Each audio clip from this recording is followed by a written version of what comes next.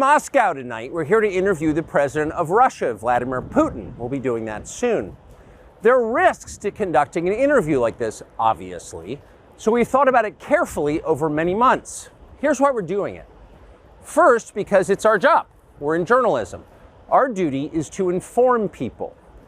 2 years into a war that's reshaping the entire world, most Americans are not informed. They have no real idea what's happening in this region, here in Russia or 600 miles away in Ukraine. But they should know. They're paying for much of it in ways they might not fully yet perceive. The war in Ukraine is a human disaster. It's left hundreds of thousands of people dead, an entire generation of young Ukrainians, and it's depopulated the largest country in Europe. But the long-term effects are even more profound. This war has utterly reshaped the global military and trade alliances, and the sanctions that followed have as well. And in total, they have upended the world economy.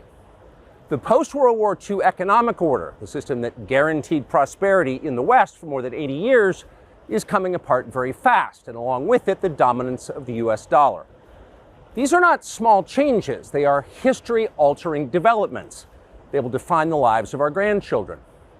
Most of the world understands this perfectly well. They can see it. Ask anyone in Asia or the Middle East what the future looks like.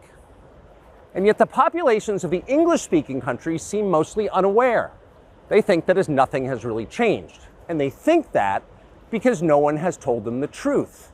Their media outlets are corrupt. They lie to their readers and viewers. And they do that mostly by omission.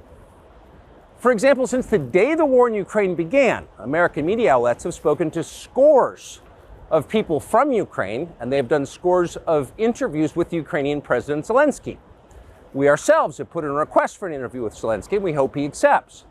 But the interviews he's already done in the United States are not traditional interviews. They are fawning pep sessions specifically designed to amplify Zelensky's demand that the U.S. enter more deeply into a war in Eastern Europe and pay for it. That is not journalism. It is government propaganda. Propaganda of the ugliest kind, the kind that kills people. At the same time, our politicians and media outlets have been doing this, promoting a foreign leader like he's a new consumer brand. Not a single Western journalist has bothered to interview the president of the other country involved in this conflict, Vladimir Putin.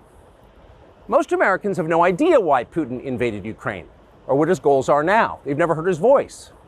That's wrong. Americans have a right to know all they can about a war they're implicated in, and we have the right to tell them about it because we are Americans too. Freedom of speech is our birthright. We were born with the right to say what we believe. That right cannot be taken away no matter who is in the White House. But they're trying anyway. Almost 3 years ago, the Biden administration illegally spied on our text messages and then leaked the contents to their servants in the news media. They did this in order to stop a Putin interview that we were planning. Last month, we're pretty certain they did exactly the same thing once again, but this time we came to Moscow anyway. We are not here because we love Vladimir Putin. We are here because we love the United States, and we want it to remain prosperous and free. We paid for this trip ourselves. We took no money from any government or group, nor are we charging people to see the interview. It is not behind a paywall. Anyone can watch the entire thing, shot live to tape and unedited, on our website, takkerkarlson.com. Elon Musk, to his great credit, has promised not to suppress or block this interview once we post it on his platform, X, and we're grateful for that. Western governments, by contrast, will certainly do their best to censor this video on other less principled platforms because that's what they do. They are afraid of information they can't control. But you have no reason to be afraid of it. We are not encouraging you to agree with what Putin may say in this interview. But we are urging you to watch it. You should know as much as you can. And then, like a free citizen and not a slave, you can decide for yourself.